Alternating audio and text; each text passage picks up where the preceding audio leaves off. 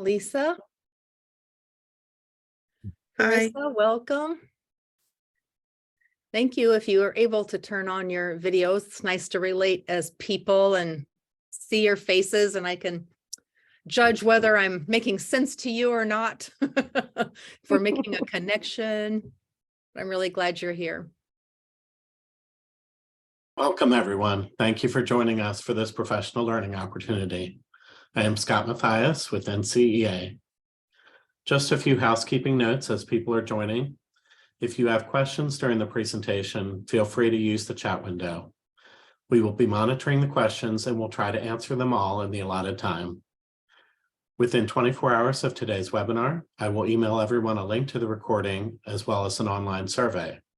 Once you fill out the survey, a certificate of completion for the webinar will be emailed to you. Today's webinar, Strengthening Wellbeing and Building Resilience, is being led by Jan Powers, a counselor educator at Creighton University. I will now turn it over to NCEA Director of Professional Learning, Laura McDonald, who will lead us in prayer.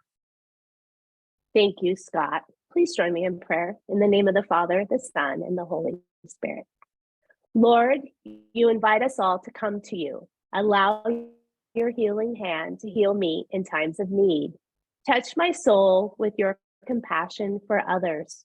Touch my heart with your courage and infinite love for all. Touch my mind with your wisdom, that my mouth may always proclaim your praise. Teach me to reach out to you in my need and help me to lead others to you by my example. Most loving heart of Jesus, bring me health in body and spirit, that I may serve you with all my strength. Touch gently this life which you have created now and forever. Amen. In the name of the Father, the Son, and the Holy Spirit. My name is Laura MacDonald, and it is a pleasure to introduce Jan Powers. As Scott said, she is a veteran school counselor, and she enjoys her present role as the Director of Masters in School Counseling program at Creighton University. Through her involvement in community-based research as a school counselor, she helped with the development of We Can, Building Relationships and Resilience, a trauma-informed professional development for schools. Dr. Powers is passionate about the role of schools counselors and the potential for transformative leadership through the guidance of the ASCA National Model and the ARCH Model of Resilience. Today's session is intended to provide a little something, I believe, for everyone. And I know Jan's goal is to share some of the tools she uses, but also allow you to share as well. As previously stated, the session is recorded for many of our active members who will participate later asynchronously. So thank you all for coming. And Jan, thank you for joining us. I'm very happy to be here. Thank you for inviting me. I will share my screen with you. I'm going to be talking through this with my slides. I wanted to show you that my title is Enhancing Wellbeing and Building Resilience. And I hope that through this talk, you can see that they are one and the same. They overlap a lot, the two topics, and I think that you'll see that it's the same thing, hopefully. So yes, I'm Jan Powers. I'm a former school counselor, and it was my mission to teach resilience and build resilience when I was a school counselor.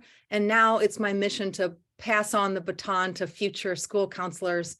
So I'm very happy to be able to share with you today.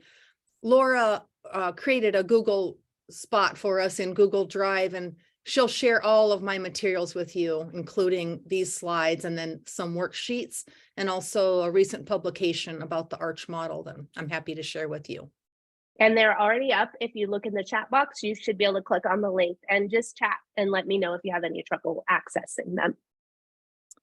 Okay, so I'm going to start with the topic of enhancing well-being. It has such a positive ring, and some people love that idea more than the idea of resilience. So I'm pulling them together. Here's a great article, a link to an article that's called Going All In for Well-Being. And it's a great article. I'm putting it out there because I think you should read it. But I also have something to add to it that I think is missing in it. And that is, they say SEL is important, social emotional learning is important, but it's not enough. And I agree. But let's not forget that a lot of people aren't doing social emotional learning yet. So it is important, but not enough.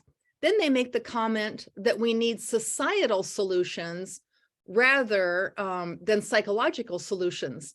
Well, they mention some things that we've used in schools like grit and empathy and self-regulation. And then in that list, they say, and resilience.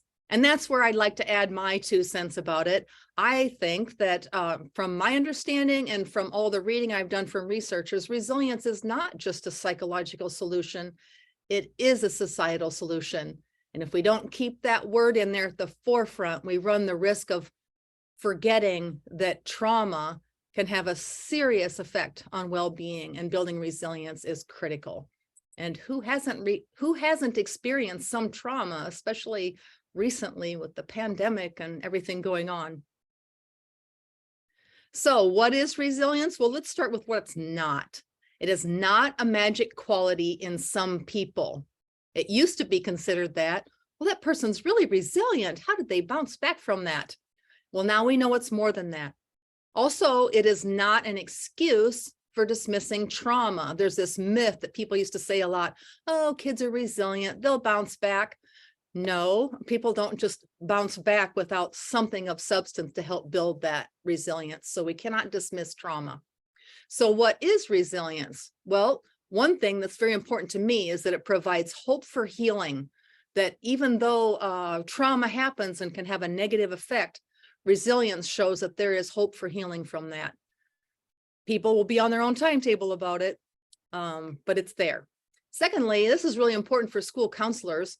Resilience and resilience building in self and others is a prevention against secondary trauma and compassion fatigue. I don't know about you as a school counselor or administrator, if you've experienced that feeling of like completely worn out from listening to the trauma and the stories of other people. But when you build resilience, there's story that shows that when you actively build positive resilience in people, it builds it in you too, and helps to prevent secondary trauma and compassion fatigue. Hopefully they'll. And then the next, this is the important part that is really backed by recent research. Resilience is built systemically. It's not a magic component in individuals. It happens within systems. And that's why we use the term systems care. So we'll be talking about that.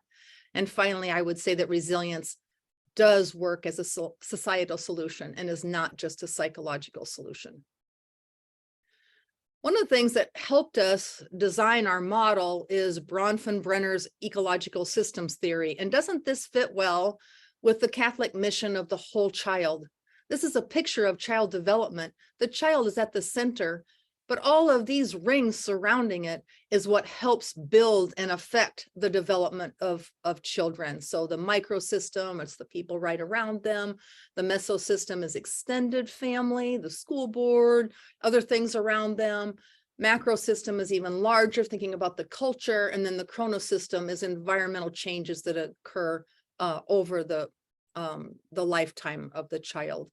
So I just wanted to show you this as something you can look into deeper if you haven't heard of it, but it's very helpful in understanding the whole child. So let's talk a little bit about this systems care. Everybody's heard of self-care, I think, but systems care is kind of new. Systems care is used to enhance well-being and build resilience. I'm going to start by giving a non-example, which doesn't really fit my personality. I'm a strengths-based counselor, but I think it'll be helpful to start with this because unfortunately, education is often, especially with my experience in public schools, is often a non-example of systems care. I've been in schools that stressed it overachievement in their teachers and staff. They would brag on people that came in early and stayed late and worked on the weekends. There was even a sign-up sheet as you come in the building to show when you come that shows who was in on the weekend. There's also fuzzy boundaries where we're hired for a certain role, like a school counselor, but then we're moved to do other duties that other people can't do. So we're often like, moved into substitute teaching or things that are not counseling. And of course, we all have to do our share to, our extra duties for the building. But when you are spending all your time outside of the boundary of counseling and it becomes fuzzy, then that's not taking care of you or the system. You're hired to be a school counselor, not these other things. And if you're doing other jobs, who's doing yours? And then finally, there's this judgmental, punitive thing that can be brought in under the guise of high standards. That is not an example of systems care. So then an example of systems care, I'm going to say our ARCH model of resilience is helpful in building a system that does provide support and builds these good things into the staff and the school system.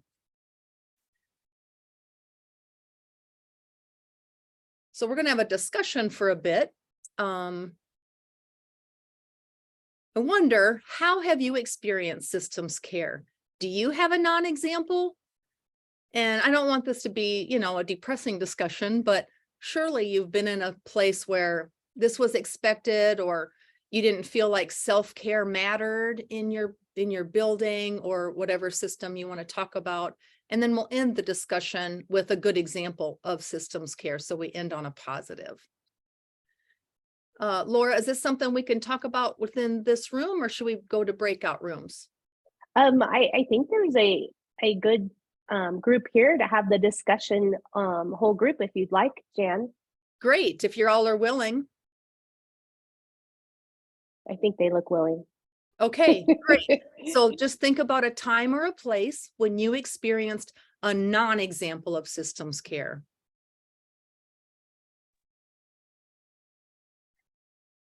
Could you go back to the previous slide? Yes, I think. How do I do that? There we go. There we go. Okay. So as they look at that slide, Jan, I can think in particular when I first saw this material of being an administrator who valued and also would publicly award people that were working on the weekends or working overtime, or saying, they put in a lot of extra time this weekend and I really appreciate it, and what that does. So that was something I thought of, Yeah. Well, I think it's great to encourage people for their work, but to do it publicly is sort of a way to be punitive of the people that didn't come in. I don't know. Maybe just being careful about the situation in which you say it, right? Right. And more so just, valuing people that overworked and then maybe, leading to burnout. So, And my example is very similar to that, but that I was the one who was burnt out in the beginning of October. I had I'm a school counselor. I'm also director of our early care program. And then outside of school, I'm also a therapist and I have a private practice. And there was an issue that happened at school, and the person I was in a meeting with, we had a disagreement about something and it kind of blew up. But anyway, she started crying about something that I had said or did that upset her, and maybe rightfully so. And I realized I felt nothing. I just didn't care. And I was like, wow, okay, that's a problem. If I can't even have empathy for this situation, then I'm part of the problem for. So it really made me kind of reevaluate where I was spreading myself too thin, which apparently was everywhere. So yeah, a little bit of stress, overachievement, and we all kind of paid for that. Yeah, thank you for sharing that. And thanks for your transparency. Like, the people that come into this with the most caring of hearts are most susceptible to this. Your empathy goes away when you've had too much, and we don't want that. And clearly there's a lot of people leaving the profession, and we need them. So finding a way to provide that systems care so that they stay for the long haul is really important. Would anybody else like to share a non-example? Those of you that came in just recently, we're talking about being in a system that enhances well-being. And a non-example would be a place that does things or says things or has structures that encourages a lack of self-care, which we would say is a non-example of systems care. Any other thoughts?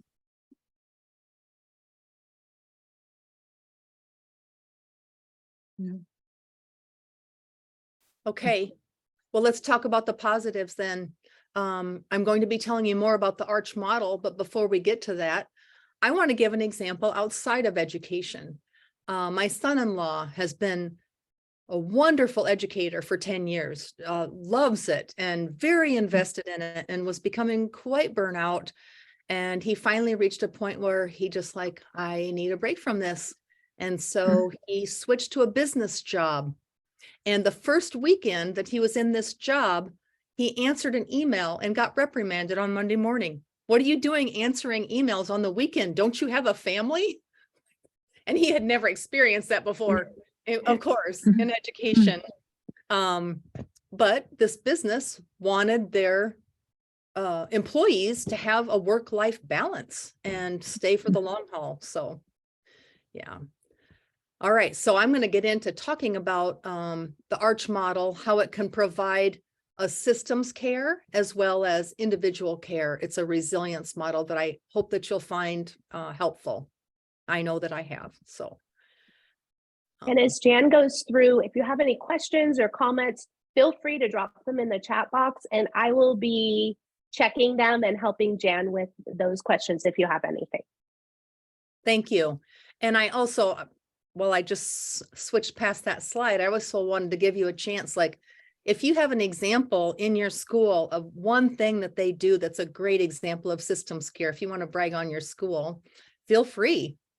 Do we have a good example of systems care?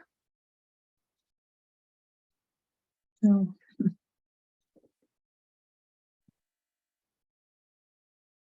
Don't all talk at I'll once. share. I can share again. I'll share too, just as for me personally, as a school counselor here, I've been very, very lucky that my job is individual, group, classroom, and then, pretty much that. And if anything else comes up, I said, oh, is there any chance I could not do recess duty? Because I really like to meet with groups of students in my office at the time. And they're like, yep, done. And our principal does an amazing job too. If it's, the end of the day, especially before a weekend, and he'll walk around, he's like, go home. Or if a teacher needs to leave 20 minutes early and, they're stressing about it, and he's like, oh my gosh, no, professional hours. Like, I trust you to do your job in any way, shape, or form that you need to do. So if you have no class at the end of the day, or even if you do and you need me to cover, I'm totally there. So super, super supportive. Great. Thank you for sharing that. And even you people that aren't sharing, I know you have good examples. If you're in a Catholic school, cura personalis is one of those things that really happens in our university. We really care about each other, and having that sense of team is just so important. So let me tell you just a little bit about Dr. Daniel Siegel, because his understanding of well-being and resilience is what helped us conceptualize the ARCH model. He defines resilience as a linkage of differentiated components across a system and in an individual across the brain. So if you're thinking about an individual, when you can combine things across the brain, it gives you more of an ability to handle difficult things and bounce back from difficult things. Integration is viewed as the core mechanism in the cultivation of well-being. So by integration, I mean that connection across the brain or across systems. So in an individual's brain, integration involves the linkage of several separate aspects of the mental processes to each other, such as thought with feeling, bodily sensation with logic, different ways to connect, okay? So our model of resilience, here's a picture of a neuron, and look at all those great solid connections across the brain. I like this picture because what we've done is we've defined very broadly different areas of human functioning that can be either positive or negative. The words themselves are not positive or negative. Attachment can be there or it might not be there, right? Regulation, competence, health, it might be good, might be bad. It might be a strength that might need support. But if you connect across these separate regions, you are building resilience. And so I want to go to the next slide.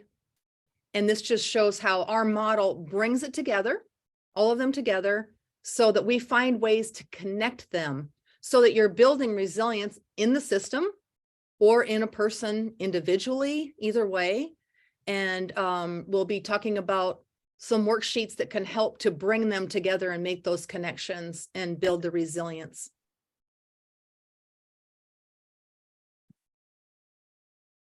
So arch, what is it? Well, let's look at each of these components.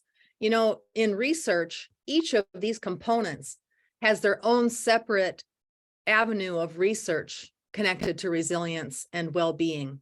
There's a ton of information about attachment, right? And in the research, we tend to think of building attachment as that initial connection between babies and their parents, or children and their parents. Well, if you're in schools, you probably know that you get some students that are lacking in attachment, right? Something went wrong in that. So what are other ways to build attachment? So think of attachment as the glue that holds you here. That's the way I like to think of it. What's holding you here? What's making you attached? Well, in the Catholic school, in all schools, it's about relationship. But in the Catholic school, we name it as the Holy Spirit connecting us in relationship, valuing one another, building those connections. If you have a student who is lacking in attachment for whatever reason, you can still come at it through another way, building a sense of belonging, helping instill a sense of purpose or mattering. So an example might be if a teacher is struggling with a student who has attachment issues and they don't seem to be connecting with them, you can build a culture of connectedness, and maybe they have jobs, and if they weren't there, that job wouldn't happen. So there's already an example for you of how to connect attachment with culture. If you have a strong culture in the classroom, some rituals or traditions or jobs, then you can connect it to supporting a lack of attachment in some students. So that's one example. What about regulation? Well, when you think about individuals, it mostly is connected with the brain. The brain is the regulatory system of the body, right? And so what's the regulation in an individual? Well, it could be the ability to identify or manage or appropriately express your feelings in socially acceptable ways. That would be a positive in regulation. You probably have lots of examples of students who are lacking in regulation. The younger, the more so, right? It takes time to build that in the brain. And another thing that we notice in schools is executive function, the working memory, inhibitory control, meaning not doing whatever pops into your head, being able to inhibit that, right? Problem solving, goal setting, all of these things are types of regulation that are controlled by the brain. Something that might be something that needs support is if you're in a school where there's not an understanding of the brain, and if you only think of these things as character and it's lacking, you might feel disrespected, right? The behaviors that you're seeing where they're not controlling themselves, or they're acting out in some way, or not expressing their feelings in an appropriate way, you might jump to thinking they're disrespecting me, they're disrespecting the school. But if you think of it in terms of the brain, it's something that hasn't been learned yet and needs support. Another way to looking at it in a non-punitive way. The next one is competence, basically your strengths, your successes, your skills. In the Catholic school, you think of it as the formation of the whole person. By that, I mean, we're not just measuring reading and math, right? We're looking for competence across many areas, getting to know them well, and maybe finding out something they're doing well outside of school and bringing that in. I want to tell you a quick story about this school where we were doing trauma-informed practice. It was a year-long thing that's called We Can. And a principal described something that he used when he started using the Arch model, where he had a student that did not have good regulation, all kinds of outward behaviors, didn't connect with people, but he found out that his family had bees, and they used the honey from the bees to make things like chapstick and soap. And this boy was very proud of that. He started to build this relationship with him and would ask him how the bee farm is going. Well, one day this boy comes in and takes out a thing of chapstick that was made out of bees that he made at home and just threw it at this principal and said, "Here," and walked away. Well, his old way of thinking would have been, that's disrespectful. I'm going to call him into my office. He embarrassed me in front of all these students. But since understanding about trauma-informed practice and the ARCH model, he instead took him aside still, but not in a punitive way, didn't even talk about that was inappropriate to throw it, and instead talked about, thank you for sharing this with me. I know this means a lot to you, and it sure means a lot to me that you would share it. And that boy really turned around, like made a connection with him and started working more closely with the school counselor on handling his feelings and social skills. And I think that's a really great example. So when you think about the parable of the talents, find any talent or skill that has been given to you or to your students, and then use them, connect them to the other parts of the resilience model. Culture, real quickly, we can go deep into that, but we won't today. Just know that culture is in each individual, and everybody brings their own culture to the table. And then you're also building a culture in the school, and both need to be honored. And then finally, health. In trauma-informed practice, health is very important because the research on adverse childhood experiences, that study showed that trauma can negatively affect health across the lifespan. And so in schools, school counselors, we assess their basic needs of our students. We think about their nutrition, their sleep, physical and mental health status. Think about for yourself, if one of those things was missing yesterday, one thing, you ate junk food all day, or you didn't get enough sleep. How's your mental health status today? So when you have children that are missing things over time, clearly that the health is an issue. And as Catholics, we treat our temple with care, and that's an important part of who we are. Children don't always have the ability to do that, so we provide supports. And also under health, self-care. What are you doing to take care of yourself? Systems care. How's your system doing with that? And finally, referrals. Earlier on in the conversation, someone was talking about the need for school counselors because they didn't feel equipped to meet the needs sometimes. That's true of all of us. You're all going to encounter times when you need a referral, like it's beyond the scope of your expertise. Let's say you've been working on attachment with a student and you find out they have reactive attachment disorder. That's the time to refer. We can't do it all, school counselors. And also for ourselves, if you find yourself in a state of feeling burnout and not your best self, don't be afraid to look for a referral for your own self. Mental health is too important to ignore. So that's the ARCH model. Very, very quickly, we spent a whole year teaching it to schools, and you're getting just a snapshot here. So I want to show you two worksheets that you can use to assess for resilience. This one is about systems care, systems resilience. Don't think of it as a worksheet. You don't have to fill in all these boxes. And when you get to the individual one and you show it to a student, make sure you tell them that right away. This is not a worksheet. You don't have to fill in all the boxes. This is just a guide. It's just a tool. So under attachment, it kind of describes what it is in a system. Same with regulation. You read through each of these and try to get an idea in your head of what's working well. What's working well in our system? If you're looking at your school system, what's working well? And you read through those and you reflect. And you might make a decision that, you know what? My favorite one for our school is competence. We have all kinds of ways of assessing the learning and even the SEL development of our students. We are really good at it. And we highlight the strengths that people have. We have this, let's say you have a big bulletin board where people get honored each week, something like that. Confidence is what's working well. So you would go down to the ARCH model and just focus on the box under the blue C, and you would write one or two things that really shows that you have confidence going or competence going well.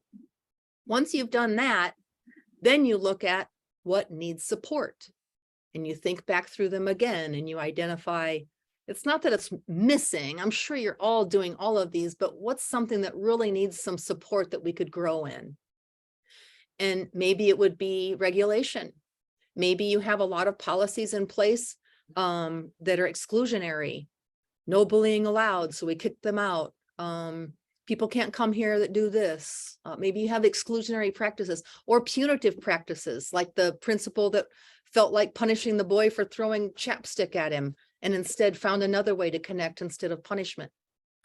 So then you would take your competence. Oh, sorry. So then you would take regulation, go down to the R box under what needs support, and write one thing about regulation that you think that you would like to work on. And then you go down to the plan. Well, what is our plan? How can we connect our competence to our regulation? How could that work? And you would think through that. And if you can't come up with a plan, you might think about, well, who or what can I connect with to help support a plan? What might that be? So there's that one. And then the other one is for individual resilience. I'm going to ask you to take this one and think about your own resilience. This is also one that you can use with students. You'll see that the questions written are written in very simple language. And we put a lot of thought and study into these questions, got a lot of feedback from others until we got the questions, down to where I think they're really helpful. I'm just going to give you one example. Under health, what's a good way to talk about mental health with a child? And we had to think a lot about that. And we finally came up with the question, how is my thinking affecting me? And that one can make sense even with little ones. Well, I've been thinking that I'm really mad and it makes me feel sad a lot. Well, that's a sign that there's a mental health issue, not necessarily like mentally ill, but just you want to build that mental health back in, right? So in your on your own, I'll want you to think through each of these boxes, the questions, read them to yourself, find your favorite one, and write it in the box below of what's working well. Then think back through, reflect your own self, and think what needs support. And when you find those two, remember integration is the building connections across the brain. That's what this model does too. Think about how can I connect what's working well with what needs support? And then what will my plan be? I have lots of examples of this because I've been using it in schools, but I'm not going to feed them to you. I want you to have some time to think about it yourself, and then we'll come back and discuss that.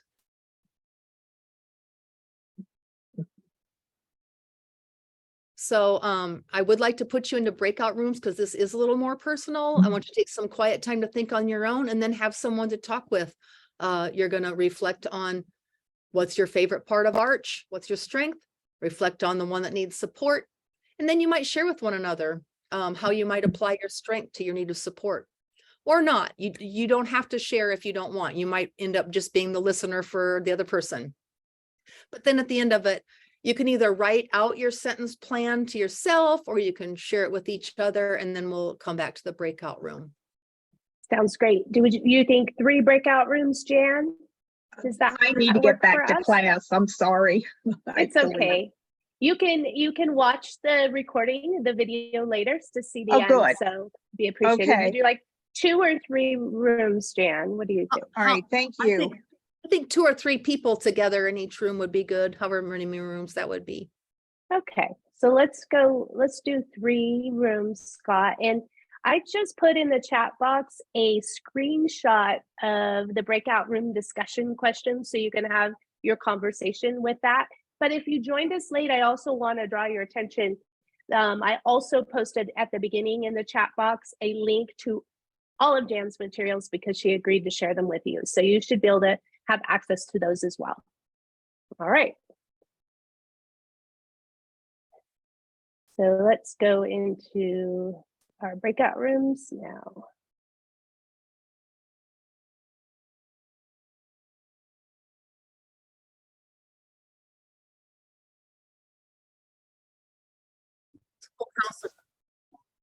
School counselors love that time to just reflect and be with others, right? And I hope you all enjoyed each other's company in that. I'm wondering if any of you want to share a plan that you came up with, or if you had any thoughts or questions from your conversation.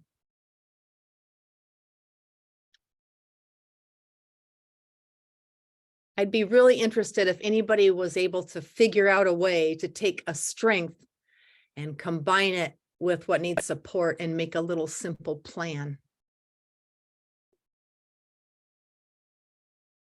Even if you don't want to share it, could you just tell us if you're able to do that or not? How about using the little reaction buttons? You know how to do that? Just hold up a hand. Hold I up know your in hand our if room, something worked.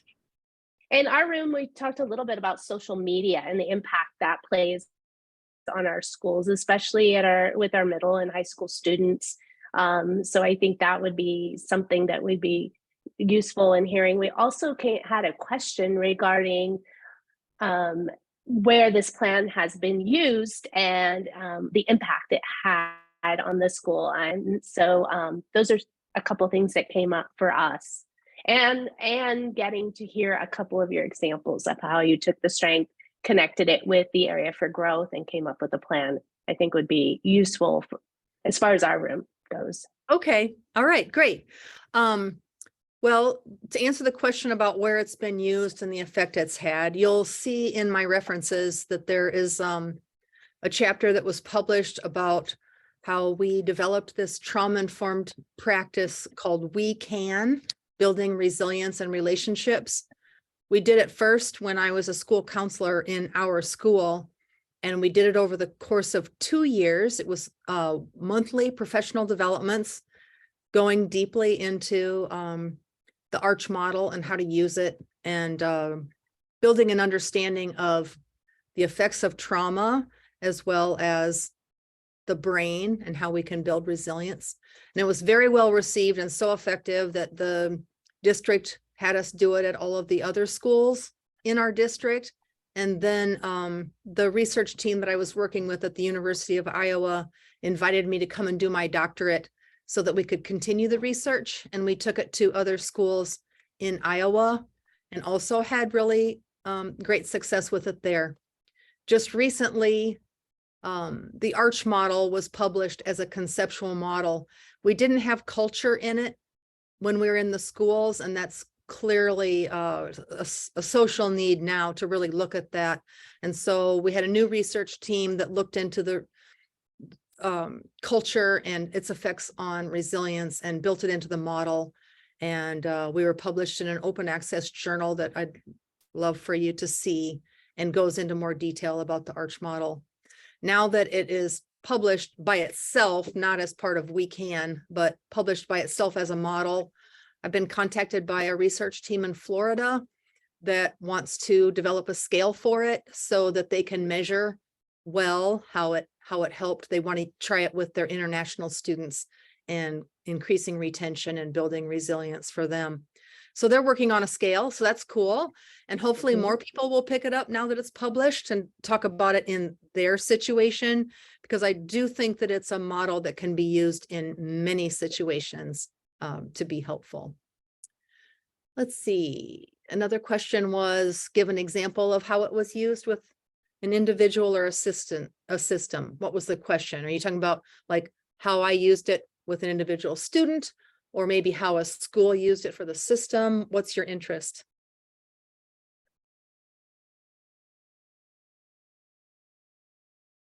I think of an example of either. I mean, I know that this is something we can use with our staff. It's something then we can use with our students as a group, identifying needs whole school wide, but also then individually. So I think a couple examples would be useful here. Okay, so one school that we worked with when I was in my doctorate, they had a strength of health. They had their own gym for faculty, and they really valued health. They had a great PE teacher. They had a supports like a backpack program for sending food home with students. They had a really good nurse, a lot of things to really bolster health. So that was their strength. A weakness was attachment. Students didn't seem to be connecting with each other or with staff. The staff didn't feel like they were having a good effect on students. So the attachment was feeling really low. And so two things they did, they took the health part that was positive and started having nights where all staff and families and students were invited to come and use the gym together. And they had some things that they did together across the system. And so that bolstered that, hopefully attachment a bit. But another thing that I think you might like to know is they really looked closely at regulation in their school. And they had a lot of regulations that they felt like was detracting from attachment. They were very strict about things like you cannot wear a hoodie, or you can't chew gum. Like they had these regulations, you can't do these things. They're like, does this really matter?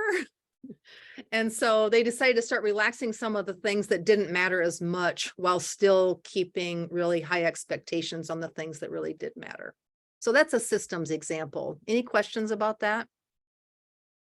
Jen, I have a question.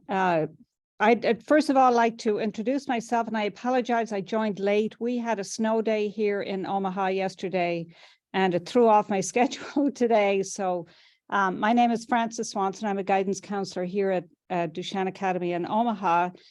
And my question, Jen, is about pulling in families and parents.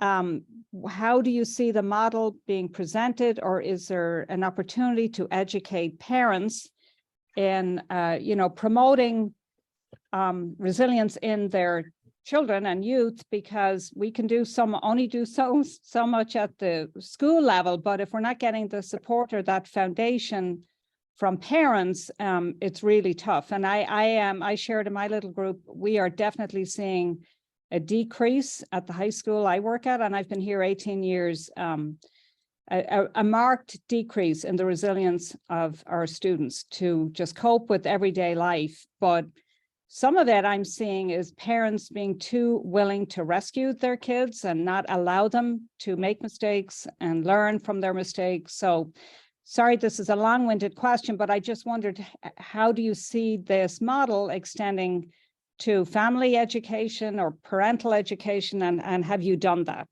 So Yes, yes, we have. Yes, that's a great question. I can give you one example of how we did it in one school. There's probably many ways to approach this, but this was a pretty well-resourced school, and they had one person who was coordinator over all of student supports. And she decided to use this model as common language with all of her newsletters that went home to parents. And we also had a parent night. We did this through the PTO, where we taught the model to the parents there and asked them how they thought they could share it with others. And we just presented it as, this is a tool that we're using in school, and we thought you might like it at home as well.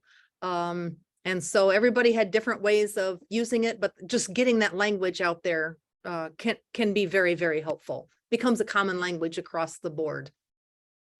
One part of that is we were a trauma-informed school, and so we had some workshops with parents to teach about trauma and the negative effects on it. And we did not want parents to feel like we were against them. We wanted them to see we were with them. So when they learned about the effects of adverse childhood experience, they could reflect on, how has this affected me? And it was an eye-opener for many of them, because they're like, oh man, I experienced these things, and here's how it's playing out in my life. And what can I do to keep my own children from experiencing this? And then we became more partners in helping build and enhance well-being in their children and in their families. Does that help? Yes, absolutely. Thank you. Thank you. You're I love the idea of the shared language. Good, Yeah. good. We're getting close to the end of time, and so I just want you to know that I'd be happy to extend this conversation with you. Let me go over quickly, just as a quick review of ARCH, and then give you my contact information if you want to talk more. So what ARCH is not, similar to what we said about resilience. It's not a magical quality in some people. It's not a recipe, a regulation, or a rule. You don't have to apply ARCH in order to be resilient. It is merely a conceptual tool to think about how we might enhance well-being and build resilience in ourselves, in our children, in our schools, in our communities. Remember, it's prevention against secondary trauma and compassion fatigue. Those of us that love people and have lots of empathy are at great risk of that. Remember that ARCH is for building both individually and systemically. And most importantly, it's for you first. Remember to take care of you, your strengths, where you need support, and then apply it to your students and in your community. So if you have questions, I want you to know it was great to meet you. Feel free to contact me. Here is my email address at Creighton. And here's my references. I just want to go over them real quickly in case you're interested. The Bronfenbrenner's ecological systems theory that fits with whole child development, going all in for well-being, a recent article in Capan, is that how you say it? It's an education, K-12 education magazine. Dan Siegel, here's a webpage for you if you liked what he had to say. He's written some great books. I've read almost all of them. My favorite is The Neurobiology of We, all about relationships and how that affects our brain. It's really great. The Arch Model of Resilience, a flexible multi-systemic resilience framework. If you want to look at that, it's open access, so it's a free article. And then finally, it's our chapter in a book about We Can, building relationships and resilience. And it's the story of how we applied trauma-informed practice to our school and beyond. Thank you, Jan, so very much. For those of you that joined us late, just a reminder, Jan's resources are in the chat box. If you click on a link, there's a Google Doc that you can get the information, as well as her PowerPoint and the publication about the Arch model. Please watch for our next counselor webinar in NCEA Weekly. Those are emails that go out Friday from NCEA. So make sure you check that, make sure yours is not going into your spam box. Also, NCEA 2023, we are so excited. In April 11th through 13th, always the week after Easter, we have our convention. And this year we have a learning track, is especially geared towards social emotional wellness. So it's perfect for our counselors and our school and site leaders that want to be more knowledgeable on the topic. We will have close to 20 sessions to choose from in that track, and over 150 sessions. So just a quick plug, because I hope to see you all there. And to remind you, we do have an NCEA podcast that does have some episodes that are geared toward wellness. So thank you again, Jan. Thank you, Scott. Scott, did you want to talk about the evaluation? Yes. In addition to the recording, I will send out a link to a survey for this webinar. And if you need a certificate of completion for the webinar, that will be emailed to you after you fill out the survey. We want to thank you for attending this webinar. And in addition to the newsletter, there's also a listing of our webinars on our website, ncea.org/webinars. Thanks again for attending. Thank you, everybody. Everybody.